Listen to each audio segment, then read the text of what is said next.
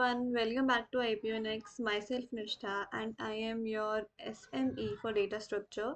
This is our fourth lecture of this unit, unit 3, and in the previous unit, in the previous videos, we did sorting and sorting के different methods, searching में linear search and binary search, and this is going to be the last lecture which is going to cover hashing.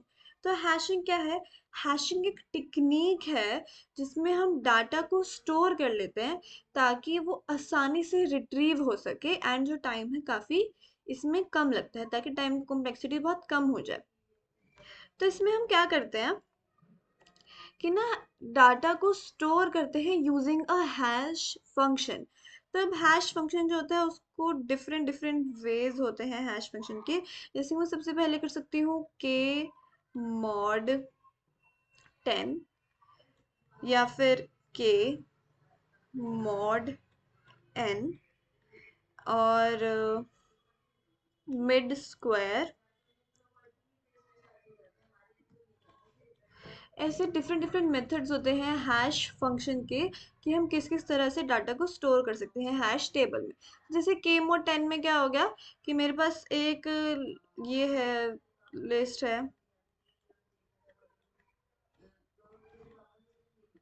ठीक है, ये है and मेरे पास एक hash table है 0 1 2 3 4 5 6 7. ठीक है, ये मेरी हैश टेबल है.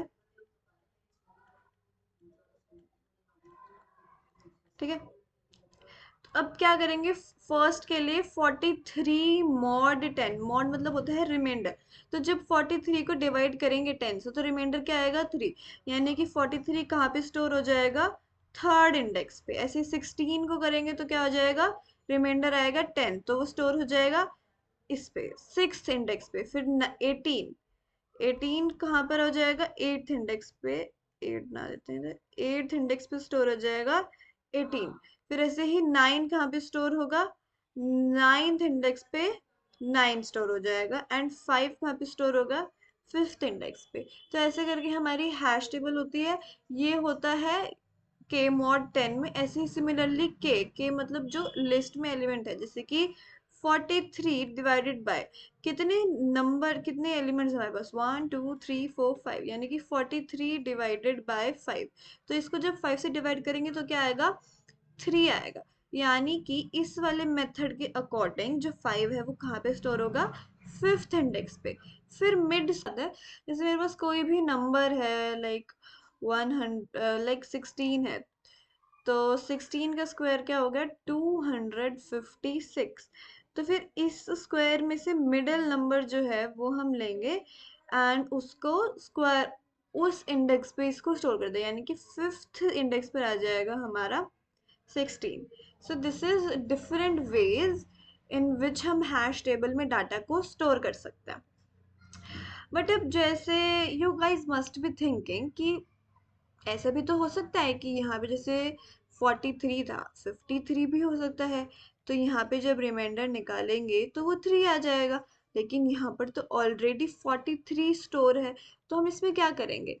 तो इसमें क्या होता है ना, इसको हम बोलते हैं कोलिजन. कि जहाँ पे एक वैल्यू ऑलरेडी है अगर वहाँ पे दूसरी वैल्यू भी स्टोर करनी सक पड़े तो उसको हम कहते हैं कोलिजन. और अगर ऐसा होगा तो जो डाटा है वो इरेज हो जाएगा यानी कि 43 हट जाएगा 53 स्टोर हो जाएगा.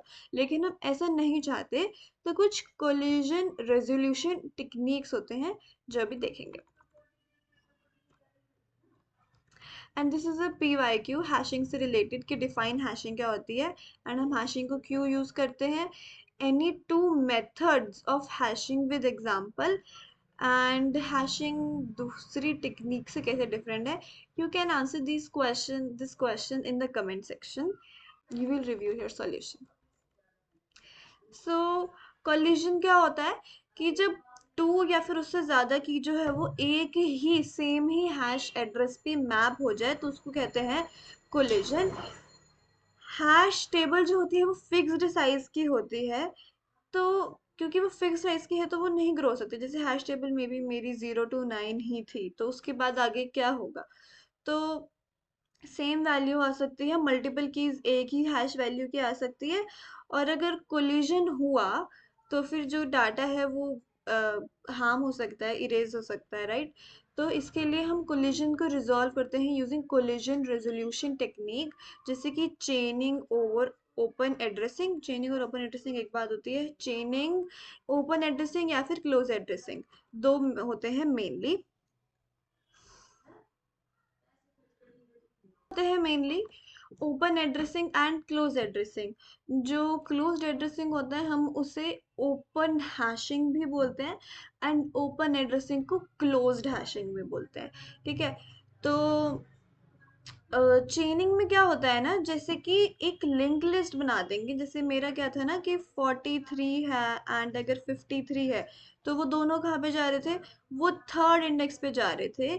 तो इसमें मैं क्या कर सकती हूँ कि डिफरेंट नोड्स बना सकती हूँ, कि मैं इस नोड पे लिंक कर दूं कि 43 था, तो इंस्टेड एक और जो यहाँ पे नोड है वो लिंक हो जाएगा, इस तो चेन बन जाएगी। सो इसीलिए इसे कहते हैं चेनिंग। तो हमें ढूंढना नहीं पड़ेगा कि कोई और एम्प्टी स्लॉट हो लिस्ट में, है ना, वहां पे लगा दे, हम डायरेक्टली इसको और उसी इंडेक्स पे चेन कर सकते हैं using link list. Then we have open addressing और क्लोज्ड हैशिंग। इसमें क्या होता है ना कि जैसे मान लो कोलिजन हो गया कि दोनों सेम ही वैल्यू पर आ रहे हैं, जैसे 53 और 43 वो सेम ही वैल्यू ऑक्यूपाई करना चाहते हैं, तो हम क्या करेंगे, 53 के लिए एक कोई और एम्प्टी स्पेस ढूंढते हैं। तो इसमें क्या करते हैं ना कि जैसे एक होती है, फिर इसमें टाइप्स होती हैं, linear probing, quadratic probing and double hashing. Linear probing में क्या होता है, जैसे कि अगर थर्ड वाला फील्ड है तो k+1, यानी कि जिस भी इंडेक्स में आना था उसमें +1 कर देंगे। तो थर्ड+1, अब फोर्थ देखेंगे, अगर फोर्थ एम्प्टी है तो हम फोर में डाटा स्टोर करा देंगे, फोर नहीं है तो फिर अगले में चले जाएंगे, फिफ्थ पे चले जाएंगे, सिक्स्थ पे चले जाएंगे, जैसे ही कोई खाली मिल जाएगा वहां पे डाटा को स्टोर करा देंगे। क्वाड्रेटिक हैशिंग में क्या होता है कि k+i², के मतलब जो भी मॉड करके आंसर आया, जैसे कि अगर मैं इसको मॉड करूँ 10 से तो कितना आएगा, 3 आएगा ना। तो 3+i², और i हो गया कि हमने कितने वैल्यूज पे देख लिया, जैसे कि k यानी 3 है मेरे पास, प्लस अगर मैं फर्स्ट पर ही अभी फर्स्ट इंडेक्स ही देख रही हूँ तो 1, 1 का स्क्वायर इज 1। फोर्थ देखेंगे, अगर फोर्थ पे स्पेस है तो ठीक है वहां स्टोर करा देंगे, अगर नहीं है तो फिर 2, फिर 2 का स्क्वायर, तो ये क्या हो जाएगा, 3+4 विच इज 7। तो 7 में देखेंगे स्पेस है कि नहीं, एंड ऐसे ही जहां पर भी स्पेस मिल जाएगा वहां पे डाटा स्टोर करा देंगे। Then we have bucket hashing. Bucket hashing में क्या होता है, डाटा को बकेट में स्टोर करा देते हैं, एंड और जो हर एक बकेट है ना वो मल्टीपल रिकॉर्ड्स हैंडल कर सकती है। तो अगर कोलिजन होगा तो वो बकेट में ही होगा, एंड बकेट जो है वो उसे हैंडल कर लेगी। ये होती है हमारी कुछ collision resolution technique. And then जो हैशिंग है और कोलिजन रेजोल्यूशन टेक्निक है ये वेरी इंपॉर्टेंट है, इन पे काफी क्वेश्चंस आए हुए हैं। So this is one of a very important topic, and इसी के साथ हमारी यूनिट खत्म हो गई है। If you have any doubt, do ask in the comment section and we will try to answer each one of them. Thank you.